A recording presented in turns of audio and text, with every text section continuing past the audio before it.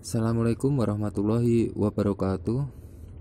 Berjumpa lagi dengan saya di Striker TV, yaitu sebuah channel yang mengulas tentang seputar alat-alat berat dari luar hingga ke dalam-dalamnya.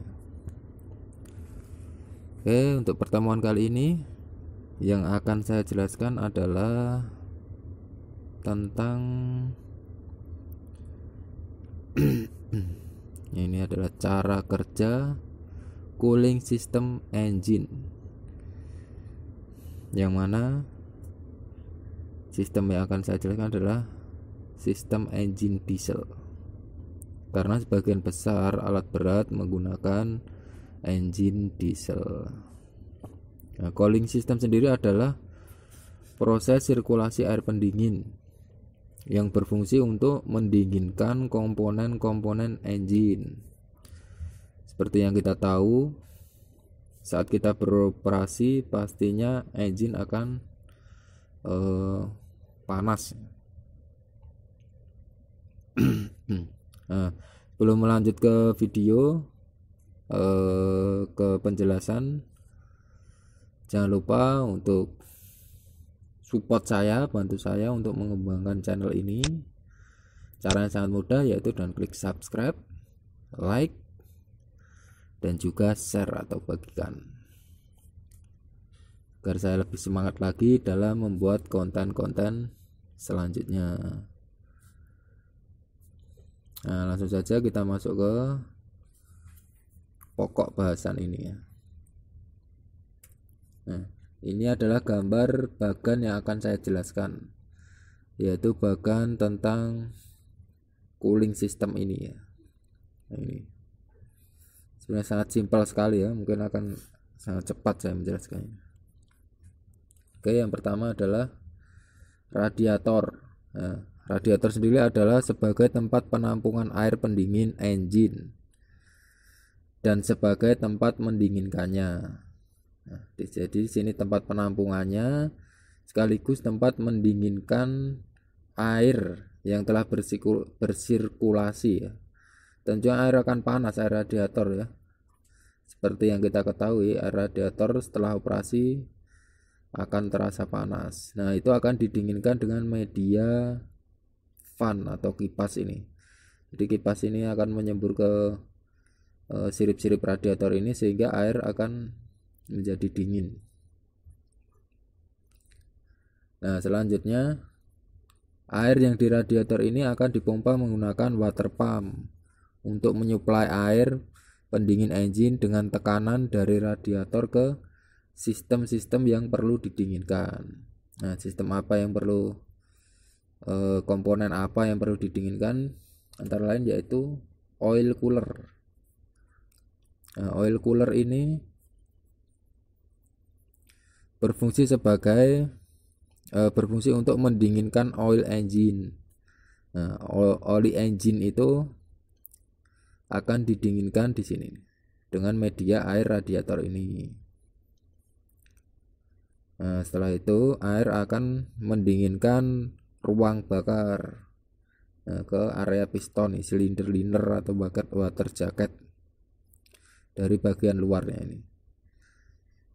Nah, karena seperti yang kita ketahui di sini terjadi sistem pembakaran ya, tentu akan bersuhu sangat panas sekali di sini, makanya perlu didinginkan dengan air radiator ini.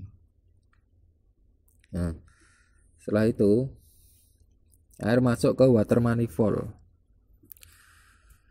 Water manifold sendiri adalah tempat akhir sirkulasi dari air pendingin engine, juga tempat diukurnya temperatur air tersebut. Jadi air akan ditampung dulu di sini sambil diukur suhu airnya. Nah, mengukurnya menggunakan termostat nih, yang berguna untuk mengatur suhu air pendingin engine supaya tetap konstan. Nah, untuk produk Komatsu ya sebagai contoh itu sekitar 70 sampai 90 derajat Celcius.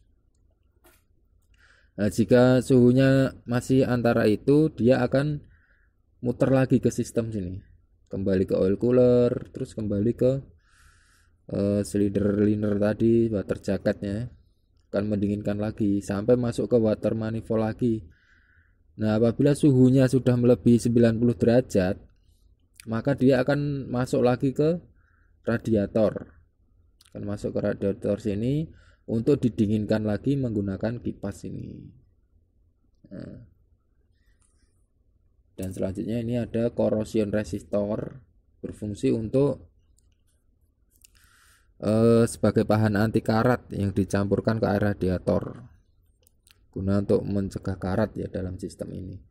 Atau biasanya air juga udah berupa afnak ya, itu udah ada anti karatnya. Nah, selanjutnya, nah ini silinder block, ini silinder head.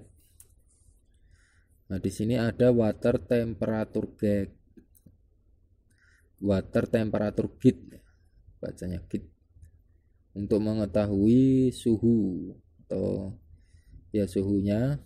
Biasanya bisa kita lihat di monitor panel kita berupa gauge atau jarum yang menunjukkan dari rank di bawah itu putih terus hijau. Nah, apabila overhead dia akan menuju ke rank paling atas atau merah.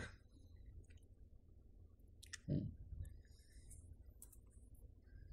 ini kompresor juga didinginkan dengan radiator ini. Nah, kendala apa yang biasa terjadi di sistem pendingin ini bisa kita cek melalui instrumen panel. Nah, biasanya akan muncul simbol ini. Ini adalah simbol water level monitor. Nah, ini menunjukkan level air di dalam radiator ini. Apabila air ini kurang dari standarnya, maka simbol ini akan menyala di layar monitor kita, sehingga kita tahu dan bisa kita tambahkan air biasa, air bersih ya, atau mungkin ada disediakan air khusus afnak tadi itu ya. Nah, dan selanjutnya ini adalah water temperature gauge. Nah, ini tadi yang sensornya ada di sini. Nah, jika ini menyala menunjukkan bahwa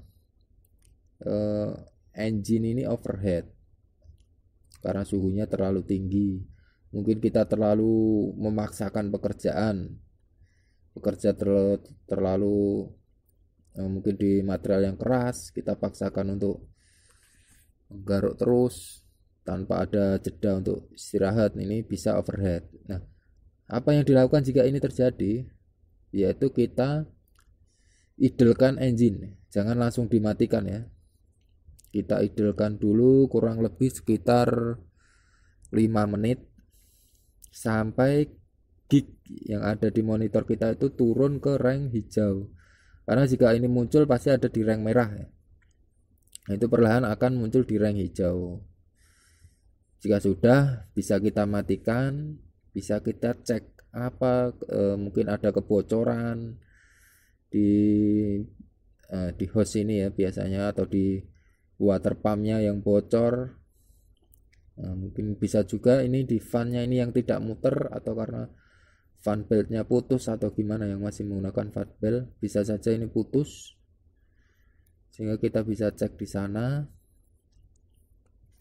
dan bisa segera kita perbaiki ya sebelum terjadi kerusakan yang lebih parah. Nah, itu juga dengan ini yang water level tadi ya. Setelah kita tahu ini kurang, kita juga perlu mengecek lagi kenapa bisa kurang. Karena sangat jarang ya kalau unit ini normal, ini jarang sekali kita tambahkan air ya, jarang berkurang, itu jarang, kecuali ada kebocoran atau penguapan. Nah, jika ini muncul segera kita cek, mungkin ada kebocoran di bagian-bagian tertentu sehingga tidak